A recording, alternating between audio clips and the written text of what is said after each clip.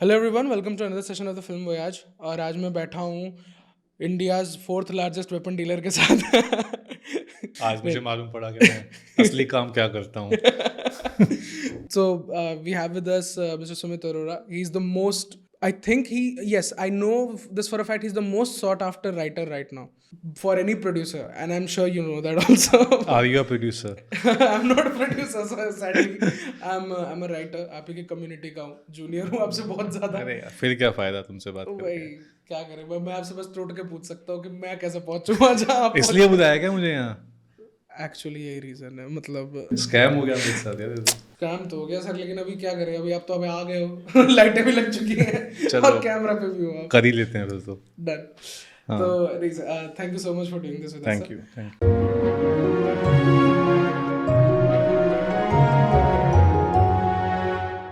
सबसे पहले तो कंग्रेचुलेशंस, आपने जस्ट एक और फिल्म फेयर जीता है। Thank you. And that too for Kanchan Gulab. What is it about the world of Raj and DK where you fit so well? I want to start off with that because it is a great collaboration that you guys have. या I think the collaboration मतलब हम लोग इतना अच्छा इसलिए बैठता है एक ट्यूनिंग, क्योंकि जो उनका जो ह्यूमर है और जो मेरा ह्यूमर है वो एक दूसरे से मैच भी करता है और कॉम्प्लीमेंट भी करता है। मैं एक स्मॉल टाउन से आता हूँ, एक मेरा एक हिंदी ह्यूमर एक अलग ह्यूमर है अपने आप में। उसका उसका एक अलग मीटर होता है, यू नो कि एंड इट्स ऑल अबाउट के ह्यूमर क्या है कि आप किस बात का जवाब कैसे दे रहे हो, राइट? कि वो उसमें से ह्यूमर निकल रहा है और स्लैंग का अपना एक ह्यूमर होता है। और राजन डी के have their own unique style of humour, और मेरा ह्यूमर और उनका ह्यूमर कहीं ना कहीं साथ में बहुत अच्छे से फिट बैठ गया है। तो आई थिंक इस वजह से ही वो एक बढ़िया टीम बनती है लगातार। वो मतलब पहली बार हमको स्त्री के टाइम पे दिखा, फिर उन्होंने स्त्री में वो जो ट्यूनिंग थी उसको देख के मुझे उन्होंने बोला कि फैमिली मैन में आ जाओ तुम, हम एक शो कर रहे हैं फैमिली मैन अमेजोन के लिए। तो वहाँ से शुरू हुआ, फिर उसके बाद तो लगातार ये चल ही रहा है। फिर उसका अभी जो कंचन गुलाब अभी जिसके लिए अभी अवार्ड मिला है, जो मुझे बहुत मज़ा आया लिख के, क्योंकि वो again it was again going back to a small town. Yeah. और उसमें था कि 90s वाला फील देना है, तो मैं फुल अपना जो बचपन का जो यादें हैं और जो मेरे जो मैंने देखा था अपने ग्रोइंग अप के टाइम पे मेरठ में, उन सबको वापस से जीने का मौका मिला उस शो के थ्रू। तो बड़ा मज़ा आया मुझे, और राजन डी के साथ हमेशा ही मज़ा आता है। मैं इसलिए भी कह रहा हूँ कि आपका और उनका एक उनके वर्ल्ड में बहुत अच्छा फिट बैठते हैं, क्योंकि स्त्री स्त्री में जो एक डायलॉग है, जो एक सीन है जहाँ पे they talking about what do we know what have we learned. Now that is something that they repeatedly use as a I don't want to say template, but as something that their characters constantly are doing in the film. Go Gone में भी था, लेकिन उसको स्त्री में जिस तरह से आपने ब्लेंड किया था कि हम स्त्री के बारे में क्या क्या जानते हैं, कि even in the sequel it was a major highlight scene for that because it blended so well, या like you said. When you were writing Stree, and they're not North Indians for sure, and they're not like that world of Madhya Pradesh. They're not familiar. I'm not sure कि उसके language के साथ उनका कोई as such हाँ, connection है उस वक्त। वो लोग as writers and you as a dialogue writer, how was it going back and forth with them, and what did it take for them to trust कि okay, this is working because you know that world better than them in या terms of language? मुझे राजन D के से मिलवाया था अमर कौशिक ने, जो मतलब हम लोग एक कैफ़े में बैठे हुए थे साथ में। मैं एक कैफ़े में बैठा हुआ लिख रहा था, राज भी हम बैठे हुए लिख रहे थे, और अमर हम दोनों को जानता था, तो उस वजह से हम लोग मिले। और क्योंकि अमर और मैं एक दूसरे को पहले से जानते थे, तो कहीं ना कहीं जब मैं कुछ लिख रहा था तो अमर को वो भी कानपुर में पला बड़ा है, काफ़ी समय रहा है। तो he understood my humour immediately. Then अगर ऐसी चीज़ होती थी जो अगर राजन डी के को लैंग्वेज की वजह से किसी चीज़ से अगर नहीं फुल्ली पकड़ में आ रही है, तो वो कहीं ना कहीं Amar became that bridge, and then slowly that bridge eventually उनको भी समझ में आया लगा कि हाँ ठीक है, ये जो मीटर है ये ऐसे वर्क करता है। इस हिंदी के डायलॉग का जो ह्यूमर है, जो मैं कहीं ना कहीं जो स्मॉल टाउन का जो चीज़ें होती थी वो सब होता था। तो आई थिंक कहीं ना कहीं अमर के होने की वजह से ही was going to direct it, तो he understood that tonality very clearly because he also knew that humour pretty well. So I think and धीरे धीरे वो ट्रस्ट, क्योंकि they knew Amar as well, they knew he is going to direct it, तो धीरे धीरे trust वो मेरे ऊपर भी आता गया उनका, राजन डी का, कि ठीक है no he knows this what he's writing, there is a certain meter in that. So they also started understanding and respecting that as well. Do you feel a sense of responsibility when they have so much trust on a writer who they know कि linguistically they're trusting you basically कि okay, this guy will do a fine job and he knows what he's doing? No, of course, see, I think, see, now, of course, with over a period of years, उनका भी हिंदी और उनका पूरा metre काफ़ी बहुत better हो हो ही गया गया है, obviously. ठीक है? अभी तो हाँ काफ़ी हिंदी में बातचीत हो भी जाती है हमारी आपस में. But anyway, always, writing, any director, any producer, when they're trusting you to do something, they're giving you a responsibility कि यार ये बंदे को पता है, ये काम ये बंदे को पता है. तो आपके ऊपर वो रिस्पॉन्सिबिलिटी होती है कि आप बोल रहे हो कि हाँ ये मेरे पे छोड़ दो आप, ठीक है. ऑफ कोर्स अगर आप कुछ लिख रहे हो एज अ राइटर तो उसमें डायरेक्टर का एक पॉइंट ऑफ व्यू होगा, डायरेक्टर का फीडबैक भी होगा, वो कुछ चेंजेस भी बोलेगा, that's part of the process. और वो हर जगह होता है, राजन निकी के साथ भी होता है, वो कबीर खान के साथ भी होता है, वो एटली के साथ भी होता है, हर किसी के साथ होता है. वो हमेशा there are those round of discussions, बैठ के सोचना कि यार ये लाइन को ऐसे कर दें तो क्या इसको थोड़ा सा हम छोटा कर सकते हैं, क्या इसको हम थोड़ा सा और पंचियर कर सकते हैं, क्या इसको हम और गाढ़ा कर सकते हैं. तो वो तो होता ही है, लेकिन इवेंचुअली रिस्पॉन्सिबिलिटी कहीं ना कहीं आपकी होती है, तो आपको माननी चाहिए कि मेरी रिस्पॉन्सिबिलिटी है. तभी आप अपनी पूरी जी जान लगाओगे. और मुझे काम वैसे ही पसंद है जब मैं बोलूँ कि नहीं यार ये मेरे पे छोड़ दो और ट्रस्ट करो मेरे इस चीज़ के ऊपर. Do you find yourself to be more of a like dialogue writing is something that you enjoy more or या full on जो script नहीं, मैं screenplay dialogue सब होता मैं है? ऑनेस्टली फुल ऑन ही ज़्यादा एंजॉय करता हूँ. और इसलिए जब मैं डायलॉग भी लिख रहा होता हूँ तो मैं उसको अपना बनाने की कोशिश करता हूँ, ताकि वो फीलिंग ये ना आए कि मैंने ऊपर ऊपर से काम करके दे दिया. समझा. मुझे वो बिल्कुल पसंद नहीं है, क्योंकि मैं वो कर नहीं पाता हूँ ऊपर ऊपर से काम. मैं अंदर घुसता हूँ इस चीज़ के. तो इसीलिए मुझे generally I like creating things. So even when I'm doing a dialogue work on a project, I like to get into it so that I feel like I'm also a creator. उसी की वजह से अच्छा काम बाहर निकलेगा, otherwise वो बहुत ही सतही काम होगा, वो बहुत ही ऊपर के लेवल का काम होगा. यूजुअली जैसे डायलॉग राइटिंग के जब भी ऐसा कुछ काम आता है तो वो इंग्लिश में लिखे हुए डायलॉग्स होते हैं और उसको इट फील्स मोर लाइक अच्छा they want you to either translate it और just they want you to be like अच्छा ये जस्ट है, अब इसको लेकर तुम अपना जो कर सकते हो. आपके लिए प्रोसेस क्या होता है when you get a film? At what stage are you getting involved after a certain number of drafts have been done? और See, usually now I get involved early on only, because people either contact me कि अच्छा हम dialogue के लिए, अगर वो dialogue के लिए आने वाले कई प्रोजेक्ट में तो मैं अभी फुल स्क्रीन प्ले भी करता हूँ. जैसे कि कबीर के साथ on Chandu champion I did full screenplay as well. अभी मैं जो अगली फिल्म कर रहा हूँ बॉर्डर 2, उस पर भी मैं स्क्रीन पे डायलॉग दोनों कर रहा हूँ. लेकिन अगर कहीं पर सिर्फ मैं डायलॉग के लिए मुझे बुलाया जा रहा है तो वो लोग भी अब मुझे अर्ली में बता देते हैं कि ठीक है अभी ये डायलॉग का काम होगा ये अभी, लेकिन हमारा स्क्रीन प्ले का काम चल रहा है तो will start sharing the drafts with you. You also start getting involve. आपके भी जो पॉइंट्स हों, आपके भी जो कुछ अगर लग रहा है या फिर just to get into the world, तो I also get in early and then I also react, I also feel कि अच्छा ठीक है, so I become part of the team, and that's always better. I think वो हर creative आदमी के लिए वो जितना जल्दी पूरे प्रोसेस में इन्वॉल्व हो उतना अच्छा रहता है, क्योंकि आप बिल्डिंग की जब कंस्ट्रक्शन चल रहा होता है उस पॉइंट से ही आप ये सोचने लगते हो कि अच्छा इस पर पेंट किस कलर का होगा, राइट.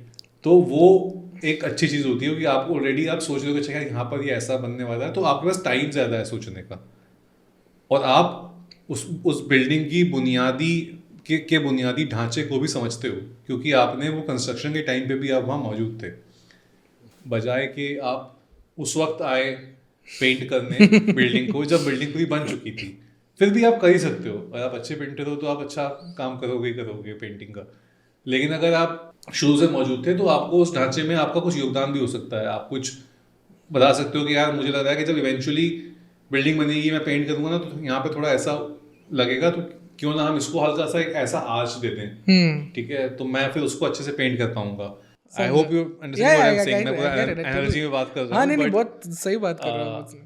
तो इसीलिए जितना जल्दी आप इन्वॉल्व हो, मुझे भी वही पसंद है कि जितना जल्दी मैं इन्वॉल्व हूँ उतना जल्दी उतना अच्छा काम होगा. कई दफ़ा होता है कि कुछ डायलॉग राइटर्स ना थोड़े लालची होते हैं, जैसे कि उन्हें पता है कि सीन जो है वो अगर क्योंकि हमारे यहाँ उतनी मेन स्ट्रीम में तो एटलीस्ट उतनी विजुअल मीडियम वाली फिल्में जो होती हैं वो उतनी नहीं बनती, ज़्यादातर इस परफॉर्मेंस ड्रिवन, जिसमें कई दफ़ा सीन ऐसे होते हैं कि आपको पता है ये एक्टर पे और जो लिखा गया है, जो बातचीत हो रही है उस पर राइट कर रहा है।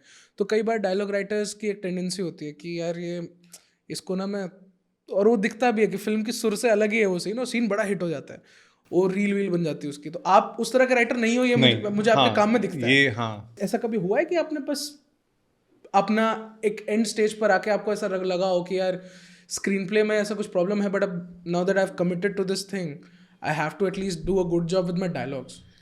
नहीं जी, कई बार ऐसा हो सकता है, हुआ है नहीं हुआ है ये मैं ठीक है, आप मत बताओ, कोई मिस्ट्री के लिए छोड़ दूंगा। बट कई बार ऐसा हो सकता है कि आप कुछ ऐसी चीज़ों पर काम करो जो आपको समझ में आ जाता है कि यार ये इसके ढांचे में गड़बड़ है, और आप उस स्टेज पर आए हो जहाँ पर आप ढांचे को लेकर आप कुछ नहीं कर सकते। तो अभी अगर आपने कमिट कर दिया है तो आपको उस कमिटमेंट का मान रखना पड़ेगा, और रखना चाहिए, क्योंकि वो प्रोफेशनल है वो करना। तो उस समय आपको लगता है कि अरे यार ये शायद एक बार ढांचे को बनते हुए देख लेना चाहिए था पूरा, और फिर सोचना चाहिए था, या फिर क्या अभी कुछ कर सकते हैं। लेकिन सब चीज़ें इतनी तेज मूव हो रही होती हैं कि आपको लगता है कि नहीं अभी आप कुछ नहीं कर सकते सिवाय पेंट करने के। तो आप सोचते हो कि ठीक है, इसको मैं सबसे बेहतरीन पेंट कैसे कर सकता हूँ कि ढांचे की कमियां भी शायद थोड़ी सी ढक जाएं। तो आप वो अटेम्प्ट करते हो। पहले तो आपको भी समझ में आना चाहिए कि ढांचे की कमियां हैं और क्या है, वो कई बार समझ में आ जाता है। तो आप ट्राई करते हो कि उसकी इतनी लिपाई कर दी जाए कि वो लोगों का ध्यान कलर पे जाए बस, ढांचे पे ना जाए, ढांचे पे ना जाए। समझा। लेकिन ढांचे पे ध्यान देर सवेरे चला ही जाता है, क्योंकि अगर इंसान देख रहा है किसी चीज़ को थोड़ी देर से भी ज़्यादा तक, तो अनलेस आपने एक बार देखा सरसरी तौर पर, तो फिर आपने आगे अगले कंटेंट पे बढ़ गए आप ठीक है, तो आप फिर कलर को देख के अभिभूत हो जाते हो, और आप बोलते हो यार क्या मतलब, बहुत बढ़िया कलरफुल बिल्डिंग थी यार ये। और आपको फर्क नहीं पड़ता कि उसका स्ट्रक्चर क्या था, वो टेढ़ी मेढ़ी थी, वहाँ पे लोग रह कैसे रहे होंगे, आप सोचते नहीं। तो हाँ, लेकिन आपको वो, अगर आपने कमिटमेंट कर दिया है तो आपको मान रखना पड़ता है, और ऐसा हो सकता है। बट लेकिन आपकी जिम्मेदारी यही होती है कि नहीं यार, फिर उसको आप अपना काम शिद्दत से करो, बल्कि और शिद्दत से करो, ताकि अगर कहीं और कुछ कमी रह गई है तो वो एटलीस्ट आप उसको भर सको। समझा। ये जो समझ है कि कुछ ढांचे में प्रॉब्लम है, हालांकि कई राइटर्स जो बहुत ज़्यादा भी लिख रहे होते हैं, ये हर किसी के अंदर एक ब्रॉडर पर्सपेक्टिव नहीं होती है कि पकड़ पाना इस चीज़ को कि इसकी प्रॉब्लम, कोर प्रॉब्लम क्या है। वो आपके अंदर डेवलप कब हुई? ये तो प्रोसेस है, इसका कुछ ऐसा एक दिन ऐसी प्रस्फुटित नहीं होती है। हिंदी में बड़े प्रस्फुटित होना मतलब प्रकट हो जाना, तो वो ऐसा कोई प्रस्फुटित नहीं होती है। वो शनह शनह ही आती है, मतलब वो slowly one day at time, and you don't even know कि वो कब आई, क्या हुई, आपको तो लगता भी नहीं है कि है भी नहीं है लेकिन वो आपको एक फीलिंग आने लगती है कुछ चीज़ सुन के, वो इवेंचुअली वो गट फीलिंग होती है। लेकिन वो गट फीलिंग आती कहाँ से है? गट फीलिंग आती है क्योंकि आपने साल दर साल अपने दिमाग में डेटा फीड किया है, चीज़ों को समझने का पर्सपेक्टिव लोड किया है दिमाग के अंदर, और ये सारा डेटा, सारा पर्सपेक्टिव जब एक साथ मिल जाता है तो वहाँ से गट फीलिंग क्रिएट होती है कि नहीं यार ये सही लग रहा है, नहीं लग रहा है, और नहीं यार इसमें ये नहीं, ऐसा होना चाहिए। It becomes a instinctive feeling after a point कि भाई you see something and you like no, इस बिल्डिंग में ये थोड़ा इशू है, इसको ऐसे नहीं, इसको ऐसे होना चाहिए, इसको ऐसे होना चाहिए था। And you are also always double guessing that कि whether you are right or wrong, but you do have that feeling कि नहीं यार आई थिंक ये कुछ ये सही है, ये बिल्डिंग सही है, नहीं यार इसको थोड़ा और काम करना चाहिए। और अपनी कहानियों, क्योंकि और उसको कहीं ना कहीं इससे भी हुआ है क्योंकि आप ना सिर्फ शुरू से कहानियों में इंटरेस्टेड रहे हो, आई थिंक कोर रीज़न यही है क्योंकि शुरू से मैं कहानियों में इंटरेस्टेड था। मैं, जैसे मैंने बोला कि मैं अपने आप को डायलॉग राइटर के तौर पर सिर्फ नहीं देखता हूँ, वो मेरा अभी एक कॉलिंग कार्ड बन गया है और मुझे पसंद है, I love writing dialogues. But मैं अपने आप को एज अ क्रिएटर ही देखता हूँ कि यार मैं अंदर घुस के ही कुछ क्रिएट करूँगा, मैं ऊपर से नहीं क्रिएट कर सकता, क्योंकि मैं लगातार अपनी कहानियों पे काम कर रहा हूँ, चाहे अभी भले ही आई कम है, लेकिन मेरा मेन काम वो है कि यार स्टोरीज की तरफ अट्रैक्ट होना, स्टोरीज बोलना, स्टोरीज बोलने में हेल्प करना, how to tell a story in a better way. तो I look at dialogues as that कि how do you tell this story in the best way possible through your dialogues and not just write the dialogues. समझा। इसीलिए जो आपने जो अभी बीच में बोला था कि क्या ऐसा कोई सीन जब एक्टर के हिसाब से कोई सीन हो, वो आप नहीं देखोगे मेरे किसी काम में, हाँ वो नहीं दिखता क्योंकि मैं वो देखता ही नहीं हूँ। मैं देखता हूँ ये कहानी को कैसे बेस्ट बोल सकते हैं डायलॉग के थ्रू, ना कि एक एक्टर को के लिए की पर्सनैलिटी के हिसाब से इसको डिज़ाइन करते हैं कुछ करेक्ट इस चीज़ को। Of course when you have a big star then you आपके वो कहानी में ही जुड़ जाता है कि आप एक बिग स्टार की कहानी लिख रहे हो, तो वो एक अच्छा कॉम्बिनेशन बनना क्रिएट हो जाता है बहुत कॉन्सेप्शन लेवल इटसेल्फ से। बट वो अलग चीज़ है जो आप बोल रहे थे उससे। हाँ करेक्ट वो एग्जैक्टली लाइक हाँ फॉर एग्जांपल जवान, तो जवान में you know that you have yes Shahrukh sir and you need to या I mean, it's not even need like it's blended there. it's in the blended film. it's blended in the Yeah. story itself. And the core difference that I see in the writing, in the dialogues of Jawan, and say same year he had Pathan also. And Pathan, if you like, in my opinion, it was a much more slicker film. It was much more westernized in its approach.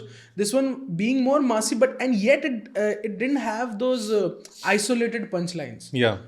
कि ये अलग से भी Yeah. है ना hit करेगा Yeah. वैसे में, and yet it worked. So were you not like at any point by the makers also being like अच्छा यहाँ पर थोड़ा वो होता ना कि भारी भरकम डायलॉग बाजी, Yeah. वो उस तरफ जाने का काम कभी आइडिएशन लेवल पे भी था नहीं था? नहीं वो आई थिंक नहीं था, और यही अच्छी बात थी शुरू से, और इसी बात पे कहीं ना कहीं डायरेक्टर एटली और मेरा एक वो बॉन्ड हुआ था, एक क्रिएटिव एसोसिएशन फॉर्म हुआ था कि he also is not the kind of guy who likes to have punches for the sake of punches. He doesn't believe in that kind of writing. He believes in the story first. He believes in, and he writes stories for big stars. Yeah. But he believes in the story first. And then he also doesn't believe कि dialogue होने चाहिए, पंची dialogue होने चाहिए, impactful dialogue होने चाहिए, उनमें एक emotional impact होना चाहिए, लेकिन वो कहीं पर भी ज़रूरी नहीं है कि आपको फालतू की सिर्फ फॉर द सेक ऑफ डायलॉगबाजी करनी है।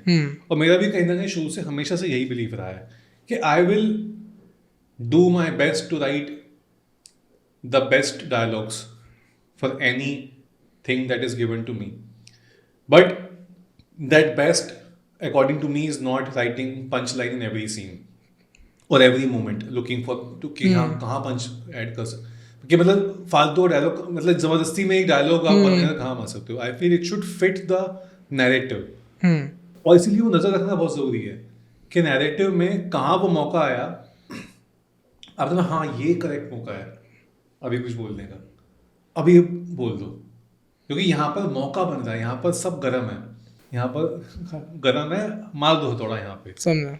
तो वो, और इसीलिए वो हथौड़े की तरह लगता है, क्योंकि वो अपने गर्म वक्त पे नैरेटिव में जब एकदम माहौल गर्मा चुका है तब आपने वो बात बोली है। अगर आप शुरू से ही वो बार बार बोलते आ रहे थे तो उसका कुछ इम्पैक्ट आएगा कैसे? समझा? तो मेरा हमेशा से वही बिलीव था, इसीलिए कहीं ना कहीं आपको जवान में उस तरह की राइटिंग दिखेगी। एंड स्पेशली जिस तरह से जवान में जो बात हो रही है, अपार्ट फ्रॉम जो चीज़ें पॉपुलर हुई वो तो हुई, पर एक जो राइटिंग का एक फ्लेयर जो उसमें दिख रहा था in the scenes where it's not a punchy moment और it's not a heavy heroic moment where he is just, जब वो फॉर एग्जांपल वो जो मेट्रो का सीन है जब वो हाईजैक कर रहे होते हैं और when he quizzes that minister कि तुम बताओ कि कितना लोन होता है इसमें। Now all of these things when you're writing that and with that vote when he's talking about कि ये उंगली, so उन जगहों पे एक बैलेंस बनाना बड़ा जरूरी है कि आप कब, it should not start sounding like a प्रीची, it should not go towards that direction, and while making it a very main stream film of course कि अच्छा हीरो है वो इवेंचुअली, वो बैलेंस कैसे स्ट्राइक करते हो आप? मैं हमेशा से एक ही चीज़ बोलता हूँ, और मैं इवन जब मैंने talk to young writers to for any when they ask क्या बेटर हो सकता है क्या नहीं हो सकता है, तो मुझे समझ में नहीं आता, क्योंकि जैसे, और ये सवाल भी कहीं ना कहीं वैसे ही सवाल है कि क्राफ्ट को और डिकोड करने का, और वो सवाल क्या है, आप अपने आप से पूछते नहीं हो क्योंकि आप तो कर रहे हो राइट। एक बड़े को नहीं पता होता कि वो कैसे बना लेता है कुर्सी या मेज, लेकिन जब आप सोचते हो तो यही मुझे समझ में आया कि I never like compromising, like जब मैं कोई भी सीन लिख रहा हूँ, चाहे मैं सिर्फ डायलॉग का काम कर रहा हूँ या मैं पूरी स्क्रिप्ट लिख रहा हूँ, और डायलॉग में तो ये सबसे बड़ी चीज़ बन जाती है कि no dialogue should come without any tension, tension of the scene has to be always alive. The moment tension is out of the scene is over. Right? तो मैं जब कोई भी डायलॉग लिखता हूँ तो वो डायलॉग मोती की तरह होते हैं और उसमें एक पीछे एक अदृश्य माला होती है टेंशन की.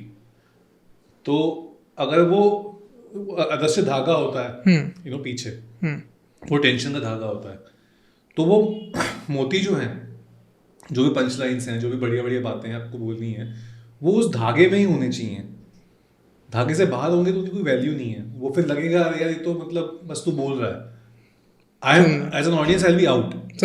तो वो क्या है कि वो टेंशन लगातार होनी चाहिए कि ये सीन है किस बारे में, बात क्या हो रही है, और आगे बढ़ रहा है नहीं बढ़ रहा है सीन, या वो वहीं अटका पड़ा है किसी जगह पे. क्योंकि जब भी कोई बात होगी ना, तो आप कितने बड़े डायलॉग बोल रहे होगे, audience will start to disconnect. Audience connected होती है primarily with the tension of the scene. तो आई थिंक वो टेंशन को पकड़े रहना और उसके अंदर डायलॉग को मीटर बढ़ा के ग्राफ में जाके सही मौके पे जाके उसको पंच मार के निकल जाना सीन में, ये सबसे इम्पोर्टेंट चीज़ है जो मैं ध्यान में रखता हूँ. आपके हिसाब से आपके फिल्मों के अलावा ये चीज़ जो आपने अभी जस्ट डिस्क्राइब करी, ये आपने किन फिल्मों में देखा, किन हिंदी फिल्मों में देखा कि बड़े अच्छे से किया है? नहीं, सब अच्छी फिल्मों में होगी यार, तो ऐसा कुछ नहीं है कि ये कोई नहीं, पर जैसे कुछ जगहों पे ये होता है ना कि अब जैसे मतलब जैसे रजत अरोड़ा सर की राइटिंग होती है, वो एक सर्टेन रिदम में लिखते हैं. जैसे उनका कि फिल्म में सिर्फ 3 वजह से चलती है, एंटरटेनमेंट. अब वो फिल्म के अंदर एक फिल्म के अंदर एक एडेड बोनस की तरह लगता है कि वो कौन सा कैरेक्टर कह रहा है, और वो मोमेंट बड़ा अच्छा है, आप तालियां बजाते हो क्योंकि फिल्म में वहां आ रहा है. बट अगर उसको फिल्म से हटा भी दो, even then it has a certain rhythm to it कि कोई भी बोले तो इट साउंड्स वेरी नाइस. मैं उस तरह से हट के, जिस तरह से आपने बात करी कि एक सीन का जो टेंशन पैल्पेबल रहते हुए, मैं आपने और किन फिल्मों में क्लोजली जैसे आपको जो लगा हो कि हाँ यार ये बड़ा अच्छा, ये करेक्ट इस चीज में बैठ गया? ये बहुत ही फंडामेंटल बेसिक थंब रूल है ऑफ राइटिंग, और आई थिंक ये हर अच्छी फिल्म में होगा. और it can range from, like I have always enjoyed Juhi Chaturvedi's writing. Yes, I think मैं पीकू रिसेंटली देख रहा था फिर से. वो लगातार है, बहुत अच्छे राइटिंग है, बहुत अच्छे डायलॉग हैं, लेकिन कहीं पर भी फिल्म को रोकते नहीं है वो. सलीम जावेद की फिल्मों में कहीं एक मौका नहीं आएगा जो आप बोलोगे कि उन्होंने फिल्म को रोका है, जबकि सबसे ज़्यादा मेमोरेबल डायलॉग उनके माने जाते हैं, तो हैं भी माने के जाते हैं. सही बात, ठीक है, बट कहीं फिल्म रुकती नहीं है. और मेरी इस बारे में एक्चुअली जावेद साहब से बात भी हुई है.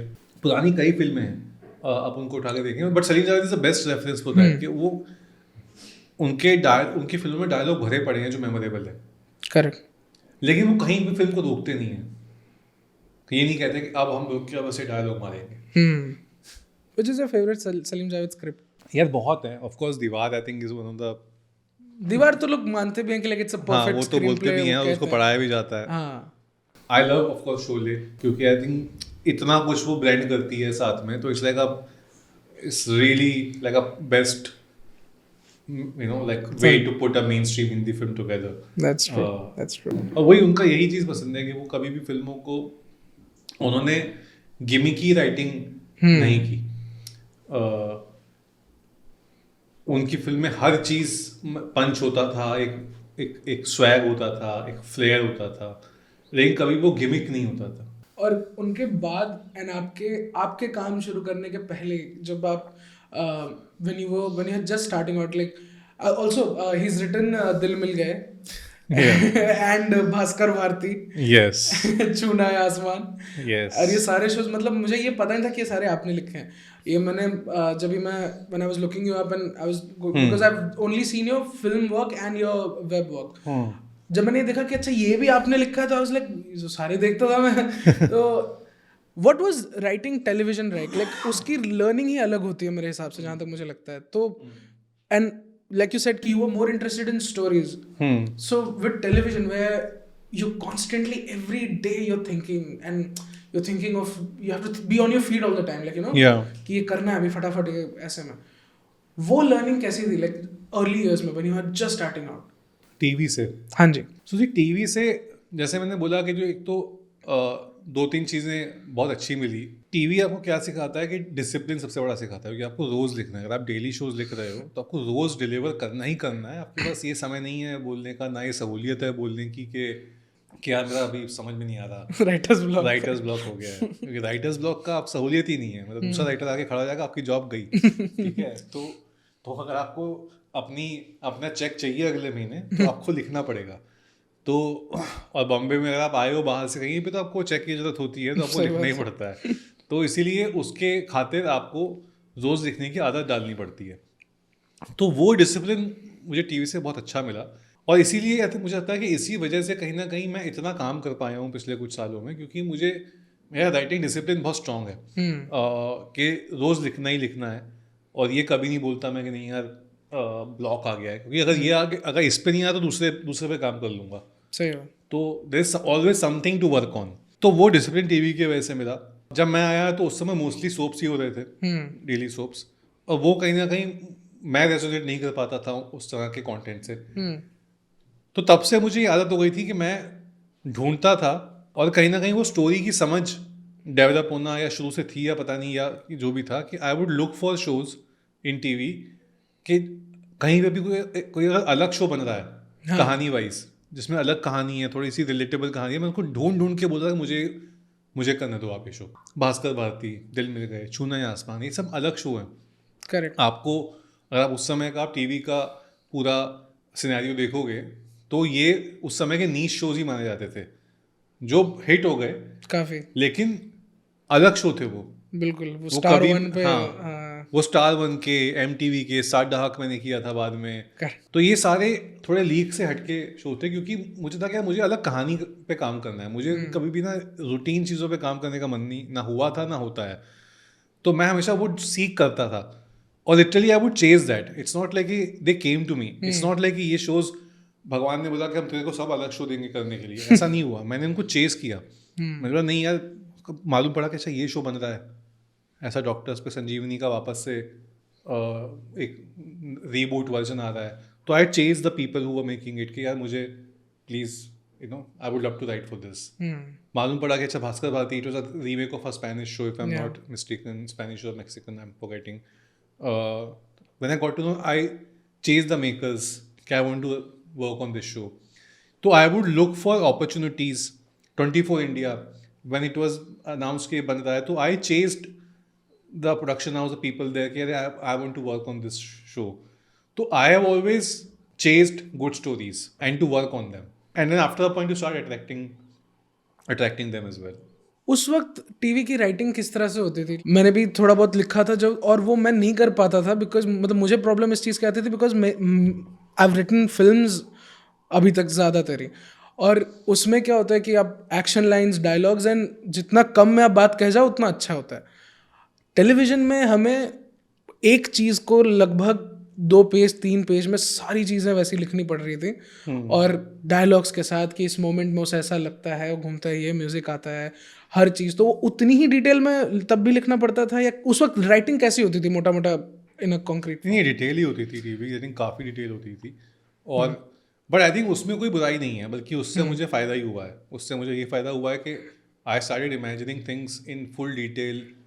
बल्कि टीवी राइटिंग में तो एज यू सेड कि कई बार वो इवन लिखा होता है कि यहाँ पर ये सामान होगा, या ऐसा ऐसा होगा, ये सब होगा। But I think writing in detail is never a bad thing.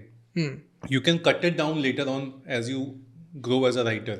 Then you need to write basic things only in the screenplay. You don't need to write so much, because ultimately director will come and he will give it a vision of his own.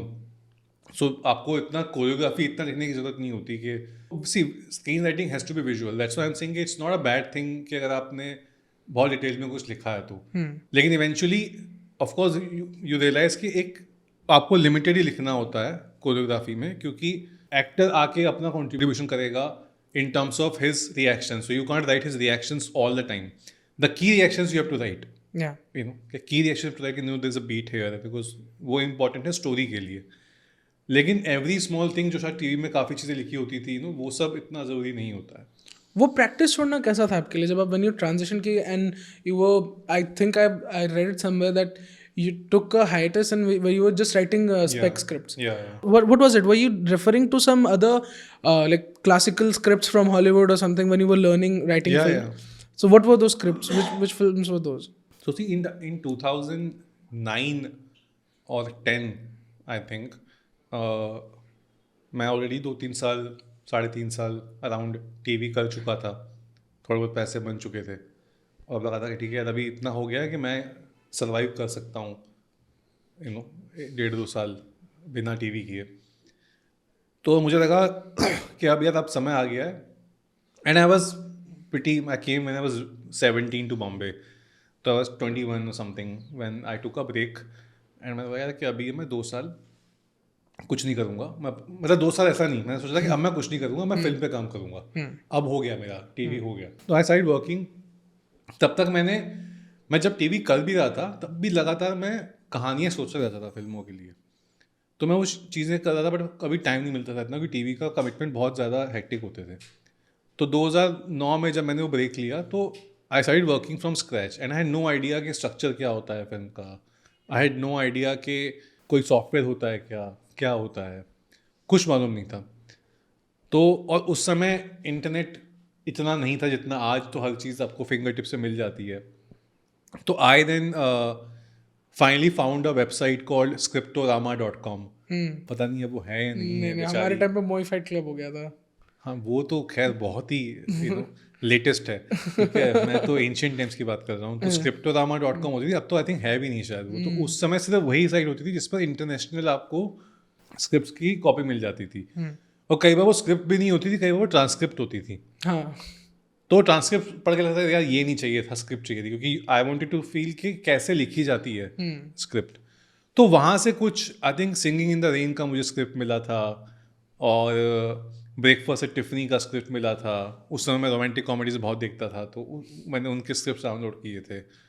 तो वहाँ से वो शुरू हुआ। तो वो पढ़ के समझ में आया कि अच्छा ये फॉर्मेट होता है। फिर अपनी कहानियों पे काम करता रहा। और उसी दौरान शायद ओमकारा आई थी, पता नहीं ओमकारा कौन से साल की रिलीज है। 2006 की है। हाँ। हाँ, तो 2006 या 7 में जब ओमकारा आई थी तो मुझे ओमकारा बड़ी पसंद थी। तो क्योंकि वो, मैं मेरठ से हूँ तो वो वहीं की फिल्म है। तो मतलब उसका जो डायलॉग थे उसके के बेवकूफ़ हो चुके में धागे भर का धागे फर्क भर होता का फ़र्क होता है। तो मैं बड़ा फैसिनेट था उस स्क्रिप्ट से मटेरियल से ना, यार ये कितनी कमाल की स्क्रिप्ट है। तो विशाल भारद्वाज को तो ऑफकोर्स मैं रीच आउट नहीं कर पाया, क्योंकि मैं एक बहुत ही यंग ऑब्सक्योर राइटर था। तो रॉबिन दा, अरे जो दिग्गज राइटर हैं, 50 से ऊपर फिल्में लिखी हैं उन्होंने, तो उनको मैंने चेस किया और उन्होंने मुझे बुलाया घर पे मिलने अपने। और जब मैं गया तो मैंने ही बोला कि मुझे काम करना है। मैंने कहा ओमकारा आपने लिखी है, आप प्लीज़ विशाल सर के साथ या फिर आपके साथ कुछ भी हो, तो मुझे काम करना है आपके साथ। तो वो मुझे बोलते थे, बड़े बहुत ही स्वीटली उन्होंने मेरे से इंटरेक्ट करते थे। फिर हम लोग मिलते थे कई बार और मैं उनको अपनी कहानियाँ बताता था। तो वो बताते थे कि हाँ तूने ये अच्छे से उसको क्रैक किया है, तूने अच्छा सा फिट किया है। तो he would give me feedback, very sweet. मैंने एक दिन जब मैं उनके ऑफिस में था तो मैंने ओमकारा की स्क्रिप्ट की कॉपी देखी वहाँ पे। तो मैंने बोला रविंदा ये और उस समय स्क्रिप्ट जैसे मैंने बोला कि मिलती नहीं थी, ऑनलाइन तो थी नहीं, मोए फाइट क्लब वगैरह तो कुछ था ही नहीं। तो जब मैंने स्क्रिप्ट की कॉपी देखी तो मैंने बोला कि रविंदा ये स्क्रिप्ट मैं दे सकता हूँ, मैं इसकी जीरोक्स करवा लूँ क्या, मैं आपको वापस दे जाऊँगा। तो उन्होंने उठाई, उन्होंने बोला कि जीरोक्स क्या, तू ले जा ठीक है। तो he gave me the script of Omkara which became a very big reference point for me कि अच्छा ये ऐसे लिखी। और it was a very well written script, not just screen पे जो आया, वो पेपर पे बहुत अच्छी स्क्रिप्ट थी, बहुत ही खूबसूरत तरीके से लिखी गई स्क्रिप्ट थी।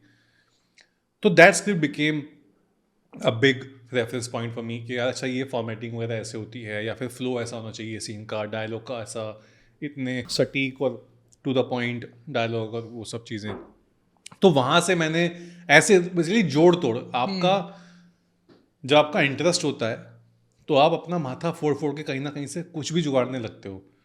फिर इवेंचुअली मुझे मालूम पड़ा कि अच्छा राइटिंग की कोई वर्कशॉप हो रही है, एक राइटिंग पे एक स्क्रीन राइटर एसोसिएशन का कॉन्फ्रेंस हुआ था FTIM में। I went there just to because I was looking for any opportunity to know anything about screenwriting at that point. वो वर्कशॉप में जाके मेरे वहाँ पे FTI से 2-3 दोस्त बने जो वहाँ कोर्स कर रहे थे। वो दोस्त बने जो आज ही मेरे बहुत अच्छे दोस्त हैं। वहीं से मालूम पड़ा कि एक अंजुम राजा वाली सर एक वर्कशॉप करने वाले हैं विस्लिंग वुड में।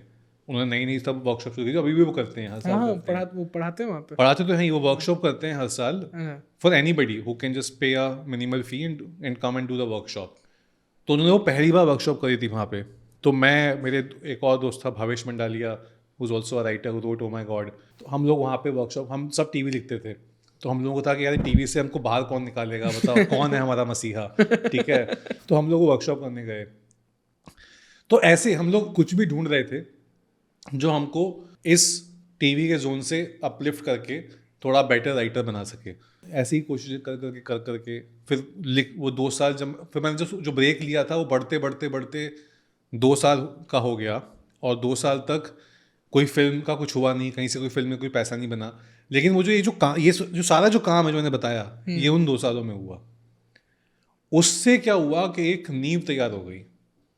काम कुछ नहीं हुआ, पैसे कहीं से नहीं आए, फिल्म से कुछ पैसा नहीं मिला, लेकिन ये अपने को मांझने का काम हो गया। फिर वापस टीवी जाके कुछ समय करना पड़ा 2 साल, के पैसे खत्म हो गए 2 साल बाद। लिटरली सड़क पे आ गया था मैं फिर से। तो अब करना पड़ेगा भाई, अब मतलब रहने को घर नहीं है, कुछ नहीं है, वापस जाओ कुछ टाइम फिर टीवी करो, फिर से एटलीस्ट रेंट वेंट का जुगाड़ करो, उसके बाद फिर से आके फिल्म कर लेना। लेकिन वो जो 2 साल जो दिए वो इनवैल्यूएबल है। आई थिंक मैं आज लाइफ में जो भी हूँ वो उन 2 सालों की वजह से हूँ। आगे जाते हुए मैं जैसे मैंने कई जगह आपको ये कहते हुए भी सुना है कि हिंदी लिटरेचर का आपके ऊपर बहुत बड़ा एक प्रभाव रहा है, और आपकी राइटिंग में सबसे ज़्यादा स्त्री में दिखता है। स्पेशली जो पंकज त्रिपाठी सर का कैरेक्टर है, वो जो सीन में जिसमें पढ़ रहा था कि लोगों में शिक्षा का इतना अभाव था कि वो चंदा मामा को सच में अपना मामा समझते थे। अभी के टाइम पे कई बारी ऐसा, आई एम श्योर आपका भी ऐसा लिखते हुए में, या कई लोग ऐसे मिलते होंगे जो एक उनका एक होता है ना प्रीऑक्यूपेशन की, नहीं यार ये बहुत ज्यादा ना, ये बड़ी वैसी हिंदी जा रही है, थोड़ा इसको वो कर दो, क्या कहते हैं, शहरी हिंदी, हाँ टोन डाउन वो कर दो। ऐसा कभी आपको लगता है कि यार, क्योंकि आपकी हिंदी इतनी साफ है, लिखते लिखते में कई दफा, जैसे अब विशाल सर भी लिखते हैं, वो बहुत अच्छा, मतलब उनसे क्या ही लिखेगा कोई, लेकिन ये जब टोन डाउन करने की बात आती है, खास करके ऐसे में जब कॉमेडीज चल रही हो, तो आप कैसे उस चीज़ को टैकल करते हो फिर? सी थैंकफुली स्त्री में मुझे नहीं बोला गया टोन डाउन करने को, क्योंकि आई थिंक वही कहीं ना कहीं एवरीबडी फेल्ट के, and I think Amar also understood that Hindi very well, तो he also fought for it. I think everybody understood के this can be the USP, and I wanted that.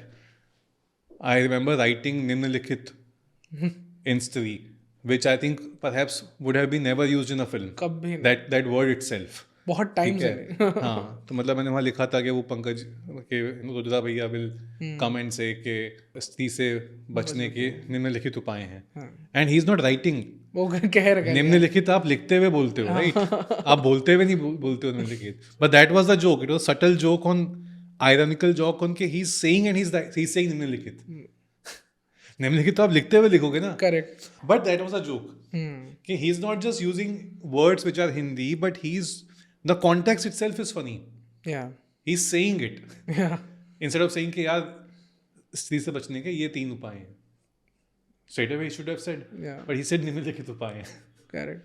तो I think I was deliberately going for that kind of a humor, okay, which for me comes from people like who I have grown up reading, Harishankar Parsai, Shri Lal शुक्ल, शरद जोशी. तो ये मेरे लिए बहुत बड़े ज्ञान चतुर्वेदी, ये मेरे लिए मतलब मेरे राइटिंग गॉड्स रहे हैं। तो कहीं ना कहीं वो वाला शुरू में ट्राई कर रहा था कि वो आ सके, चाहे वो जो लाइन आपने बोली कि शहर में शिक्षा का इतना अभाव था कि लोग चंद्रमा को सच में मामा समझते थे, चंदा को सच में तो मामा समझते थे। तो and this is a throw away line, this is been noticed by very few people, this is a throw away line, but I was trying to निम्नलिखित, जो मैंने जो कॉन्टेक्स्ट बताया, you will not understand the context of it, but you will enjoy it. Correct. Because there is a subtle thought which has gone into it. Yeah. और वो उस film में बहुत ज्यादा है, ये वाली जो पासिंग वाली लाइन जो कि बड़ी सबकॉन्शियसली करते हैं, तुम ही ने हमारे कल पे मुता है वो that is in a larger sense, it's a joke with in the film also. Correct. Specially स्त्री, अच्छा स्त्री में जो एक मेरा फेवरेट एक मोमेंट है राइट बिफोर द इंटरवल, जब वो जो अपार शक्ति खुराना का कैरेक्टर है वो इनसे कह रहा होता है विक्की से कि तुम्हारी गर्लफ्रेंड भूतिया है बे, और ऐसा सब पूरा बताता है और फिर जाने से पहले आके बोलता है अब ये कह मत देना जाके कि हम कह रहे Yeah, थे वो इस तरह का जैसे होता है ना कि जोक पंचलाइन वाली राइटिंग नहीं Yes. थी वो। ये आपकी राइटिंग में जो ये जो इम्प्रोवाइजेशनल नेचर है, ये आप लिखते हुए में पढ़ते हुए में आता है जब आप खुद कह रहे हो और फिर आता है कि यहाँ पर एक और ऐड कर दूं, या फिर is it when you see the actors know also? No no, लिखते हुए ही आता है ये पूरा एज इट इज लिखा। और आई न्यू कि this is the very this is come a very nice moment because I thought कि and again it comes from story, या it comes from story. When you have your eyes completely glued, your mind completely glued to the stories, the story will give you such great moments. या And of course, you need to have that eye for it. So for example, he's saying all of this. And I thought कि यार ये इतना कुछ बोल रहा है, तो first of all I needed one nice line to sum it up. तो इसी इसके तुम्हारी गर्लफ्रेंड भूतिया है, ठीक है, तो भूतिया was a punch on of course the word that you know, Yeah. ठीक है, कि इंस्टेड ऑफ सेइंग दैट कि you are that, you say कि you are, he could have said कि तुम ये हो, तुम डैश तिया हो, ठीक है, बट ही सेज कि तुम्हारी गर्लफ्रेंड भूतिया है साले, ठीक है। एंड आई थॉट कि यार अगर ये बंदा ये बोल रहा है एंड ही इज सेइंग कि वो उसको उठा के ले गई है जना को, तो इसको खुद भी डर लग रहा होगा ना। तो I went to that story moment, that character moment. See I am not trying to create a punch for the sake of it. Exactly या I went to, he is also must be scared, खींचना कुछ बोल दिया, तो he comes back and he says के उसको बता मत देना कि हमने ऐसा बताया है, तो अच्छा हमें भी उठा के ले गई, ठीक है। So you laugh not just because it's punch, but because it's true. या That moment comes from truthfulness, and I keep going back to truthfulness. I always feel that everything has to be truthful. Nothing should feel like it's being done or said for being for the sake of it. Yeah. Do you have a favorite Anees Bazmi film? He does that also very. His film, within his films he has a lot of inside jokes. I'm a huge fan of Welcome, yaar. Manish bhai such a great writer. मतलब, He's a very good writer. he's a And very good writer. I met him a number of times. He's a phenomenal writer. Comedy के अंदर वो thriller plots लगाते हैं. Yeah. Sandwich picture के अंदर वो मतलब थ्रिलर फिल्म है ऑलमोस्ट बीच में. बड़ी अच्छी पिक्चर लगती है. Yeah. Like what you mentioned, ना, within that character, he does that a lot. People usually associate him with that punchy humor. No, but no, he does he that. has that. He has that. He's- That's why his humor also has stood The test for of such a long time. Yeah, test of time. Guns and Gulaabs में एक जो मेरा favourite moment है. Now I am just listing out my favourite moments from your writing. तो guns and Gulaab में जो मेरा favourite moment है इज व्हेन टीपू फाइनली, जब वो उसके दोस्त को पकड़ा होता है आत्माराम ने, और वो नीचे से आता है और वो बोलता है ना कि अगर हिला भी तो तेरे डट्टों का ऑमलेट बना दूंगा. हाँ. और and then there is like देसी कट्टे का कोई भरोसा नहीं है, गांडू तेरे हाथ में पड़ जाएगा. अभी ये जब आप लिख रहे हो, ये ना ऑफ कोर्स आपको पता है कि कस वर्ड्स हैं तो कहीं ना कहीं ये तो हिट कर जाएगा, इट्स अ शॉक वैल्यू वाली चीज़ होती है. बट वो जो उनका बैक एंड फोर्थ है वो अगले 4 लाइन तक वैसा ही चलता है. Yeah. वो सीन की राइटिंग आइडिएशन लेवल पे से एक बार उस बारे में बात करें सर, कि वो अपने वो सीन का राइटिंग किस तरह से थी. See, Guns and Gulab, overall the brief was this only. Just mad fun. If you see Guns and Gulab, it is primarily being driven by that feeling. It is just pure, unhinged fun. Okay, characters are insane. All of them are just, they're all, no character is, they keep jumping the threshold of being a particular type. Yeah. Be Tipu, like you push the characters. So this is also a pushing moment. This moment would have ended in that one line, right? But the idea was, let's push it. Which is also with Rajan DK, Suman, who wrote the screenplay, that was the understanding that we will keep pushing it. And in dialogues, I remember when DK had called me, he said, Suman, this is the kind of show, that it's completely for you. It's just mad, dialogue. You can just go mad with it. So for me, that was a single line brief. You just go mad, go bonkers, because nothing is really, it is serious, but it's not supposed to be taken so seriously. That is the idea. Stakes are real, but the treatment is fun. you know when वो तो बातें छोड़ना बंद करो मुझे छोड़वा. Yeah. That's a really lovely scene. वो तो उधर वो जो बोला देसी कट्टे में Yeah, भरोसा नहीं है. And how it's performed also. Like Such great performance, yeah. yeah, मतलब Gulshan Devaiya. Gulshan is You're insane. writing in Gulshan Devaiya. That's a. I mean, he can. It just ऐसा लगता है कि like he needs that. कि Yeah. आपका एक बार वो आता है ना कि कैसा लग रहा हूँ and all of that. वो बहुत बढ़िया बैठ जाता है बिल्कुल. Yeah. Another favorite scene of mine from your recent work is Chandu Champion.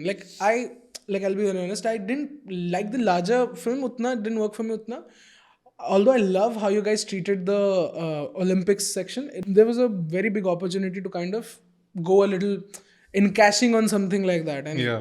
and you guys didn't do that. That's a masterstroke. But the scene that really stands out for me is the one that he has with his brother.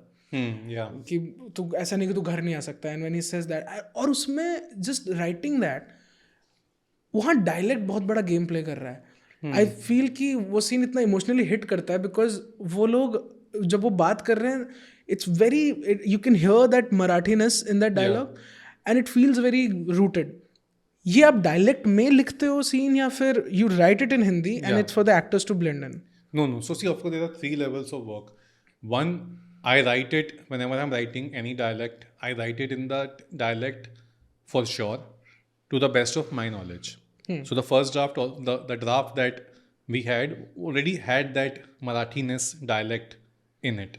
Then we get a Marathi dialect expert to have a look at it and fine tune it, to the T. So that person will go, if it's 70% there, he will take it to 90, and the rest 10% will be done by the actor, who you have to cast, who knows that dialect. Yeah. We had a great actor who was playing the brother. I think Anirudh is his name, Anirudh. And Karthik was phenomenal in that scene as well. Lovely scene. That's it. I think it's, anyway, Chandu Champion is Karthik's best performance, I Yeah. think, till date. And he gave it his all. And the actor, I had told that actor who played the brother, I think Anirudh, that he's done such a great job, because it was the best scene of the film, It is. even on writing. Yeah. And we knew that this actor is going to be there for not so long on the screen, because he's there in the beginning, he comes back for this chapter, and then we see him in the end. But this scene was the most crucial scene, because it's the scene with the family after he's run away from his home. Yeah. And that's the only scene, emotional crux wala scene for Murali Khan's character in the second half. And it's a very heartbreaking scene. The idea itself of that scene is heartbreaking, that they have come to take him, and we constantly, we were like, no, he has to come from the right space. He cannot come ke you stay here only now. He has to be a torn brother. It's not like he doesn't want to. He's not a jerk. He's not a bad brother. Yeah. He's just also a victim of his circumstances. And that's why I'm like, what all will he say? He says कि आई भी बूढ़ी हो रही है, सबका ही कुछ ना कुछ है ना, बच्चों का भी कुछ ना कुछ रहता है. तो तेरा इधर ही अच्छा रहेगा, तो I think he thought about it a lot. He must have thought about it since the time he got to know कि ये क्या हुआ है, and that's his rationale for it, and that sounds so heartbreaking. So I think that was a very important note to capture, that he should not be a guy who just says कि यार तू यहीं पर है. He could have taken that. See, अगर आप as a brother वो ये भी बोल रहा होता तो उसका रीजन यही होता अंदर से, करेक्ट, कि वो प्रैक्टिकली है. करेक्ट. लेकिन क्या वो अपने आप को वैसा एक्सप्रेस करे या फिर जेन्युइन इमोशंस एक्सप्रेस करे? तो we said he genuinely express himself कि यार ये है यार, मेरा भी हो गया है, बाबा का भी है, आई का भी उम्र हो गया है, बच्चे स्कूल चले जाए, सबका ही कुछ ना कुछ है, तेरा कौन ख्याल रखेगा उधर, इधर तेरे को अच्छे से रखेंगे. And that's why you feel bad, because he is coming from the right space. Correct. You understand this character. Yeah, and that scene, because of two things that you did, that scene really lands is कि ये सब बोलने के बाद ही says कि ऐसा नहीं है कि तू नहीं आ सकता. Yes. And that was a very important note. So you're Yeah. very right on that. कि when I finished writing, I thought कि he should say कि यार ऐसा नहीं है कि तू नहीं आ सकता. That shows his intention. तो तेरा घर है, was like, Yeah. and keeping him Murali Khan silent throughout that scene. कि starting में मुझे घर, last thing he says in that scene is कि मुझे घर आना है दादा. And उसके बाद he's just crying. Yeah. Was there ever a draft जहाँ पे वो भी like this is the back, शुरू से यही था? शुरू से ही था. And is it something that he's narrated it to y'all while researching? Like, No, of course not the scene. Like he told like his family did come to see him, then they went back. You know, so there was no as such scene described to us. We created this scene and we gave it to the brother. And now, like after that, like your that's just latest release, Honey Bunny. उसमें there's this scene that is, of course, I'm sure अभी तक आपको भी वो चीज़ पता लग गई होगी कि बड़ा पॉपुलर हो गया वो जो के सर का सीन है, where is this कि have I been a bad father? तो क्यों मेरी गांड मार रहे हो बेटा? Again, see Raj and DK's world, and talk about that scene a little bit. No, see, I mean, I think that scene, it's again, it has that quirk. Yeah. You know, okay, it's such a, you know, you say the opposite kind of a thing in a scene which is dictating you to say something else, right? So you go for that kind of a thing कि actually तो ऐसा serious बात होनी चाहिए वहाँ पे, but वो बोलता कुछ ऐसा है जो suddenly you thrown. और वो कैरेक्टर वैसा उसके पहले किसी सीन में वैसी बात नहीं की उसने. Correct. तो वही, that's a surprise, right? How do you? But characters, everybody always has all the shades within them, right? You only unleash them at points जहाँ पर आप अपना persona को hold नहीं कर पाते होते हो. And the moment comes, I say यार अभी तो मैं जो मन में आ रहा है वो बोलूँगा भाई, अभी क्या है यार, क्यों तू मार रहा है, right? And then to have a actor like KK, of course, is a delight. It's a lovely scene. क्यों मेरी गांड मार रहे हो? वो अच्छा सीन है. Yeah. And so moving ahead, you have Baby John coming up. Yeah. उसमें कैसा, like knowing कि this is, I think, officially a remake of Theory. What was it like writing, especially knowing कि okay, this story has been done, has been made, and now it has to also blend with the Hindi audience. तो उसके लिए No, see, it's again a mad ride with director Atlee, producing this film. Kalis directing it. I've worked very closely with both of them because Kalis was also the second unit director on Jawan. Yeah. Great guy, and they're very passionate people, and that's why even I gel well with that team because I think they're driven by filmmaking, and the core intent is always to create something like a great meal for the audience. I think that's always the intention, and I think it will be that, it will be a great meal for the audience. Hopefully, I really loved the taster cut. ये तो मेरे को पता नहीं था taster cut भी होता है कुछ. That's really cool. Moving ahead, after Baby John, like you've directed as a director, you've made, I think, Little Things. Was the last thing you directed. Do you have any directorial aspirations as such? Yeah, I do, and I mean I've been working on a couple of scripts, couple of ideas, developing them, and I mean usually I intend to now hopefully next year work on them aggressively and take it to the next level. Usually what happens is because I commit to the writing, so they take a back seat of sorts, because if you commit to a film as a writer, then you have to deliver that. So now I'm saying, now Sumit, let's work on your script for a while. So next 3 months I'll be focusing on that, so that I finish the draft and then I can take it to the next level. Lovely. So directing, is it something that कि अभी ऐसा लग रहा है कि अब direct भी करना चाहिए, या फिर, because I've seen writers usually transition to direction for more the creative control over the sense कि यार ये material मैंने जैसे visualize किया था फिल्म, जो मैं फिल्म में लिख रहा हूँ दूसरों के लिए, वो ऐसी आ नहीं रही है, तो better है कि अब मैं करूँ ये चीज़. तो is it driven by that, or do you just feel कि अब, like you felt कि अब मुझे फिल्मों में आना चाहिए from TV, now you want to? नहीं, I do feel कि अब मुझे, like I want to direct now. It is not just, of course, I think it stems from that कि शुरू में कई बार ख्याल आ सकता है कि नहीं यार ये जैसा मैं सोच रहा हूँ वैसा नहीं हो पा रहा है. But for me now, I think now I feel that it is time for me to direct. I'm really itching to direct now. I'm itching to go on the set and be directing the scenes that I have written.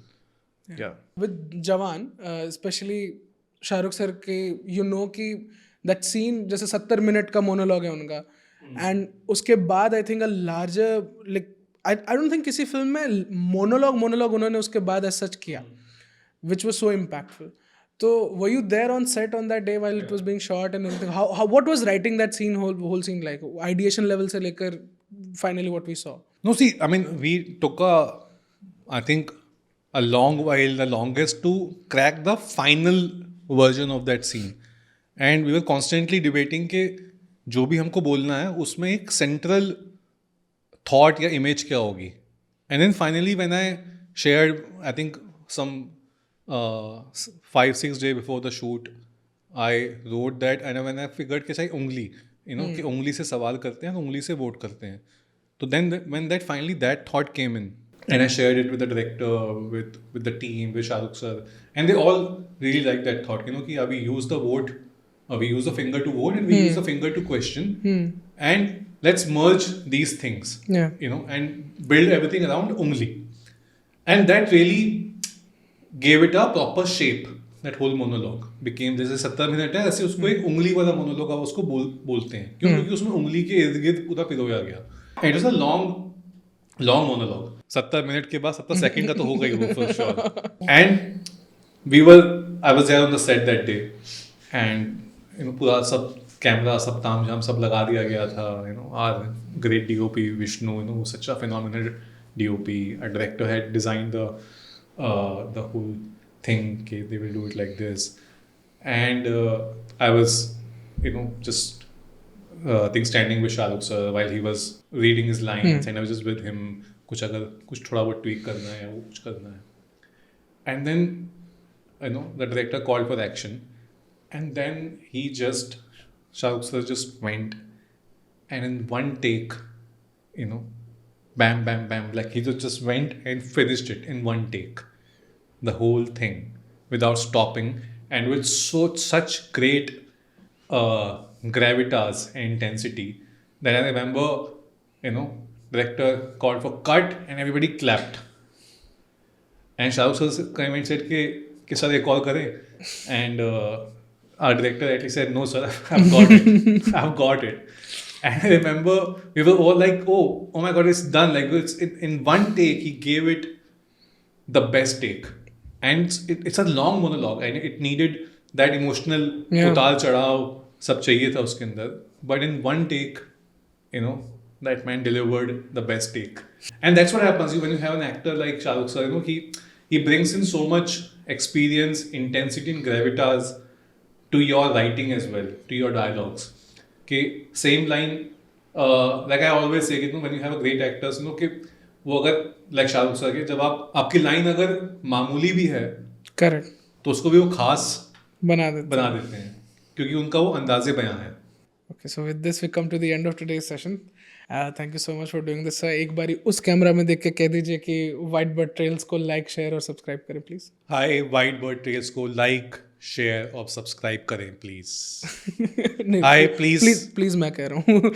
Thank you so much sir. Thank you so much for doing.